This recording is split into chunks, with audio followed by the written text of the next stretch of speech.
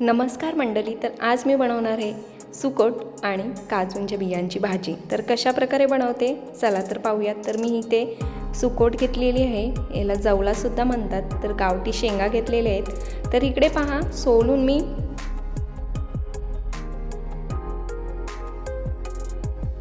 आता आपलं तेल टाकून झालेलं आहे।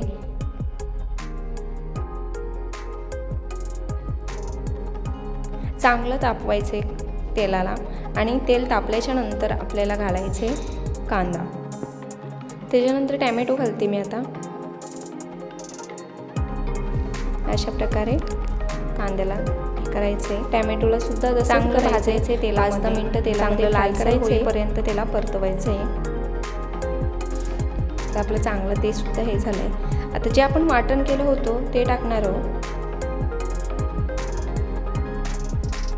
तुम्ही ओलासुद्धा नारळ वापरू शकता, ह्याच्यामध्ये खूप छान होतो।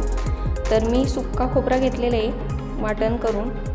मी महिन्याभराचं एकदमच वाटण करून ठेवतो, तुम्ही कसं करता ते सुद्धा सांगा मला। तर अशा रीते मी करून ठेवते।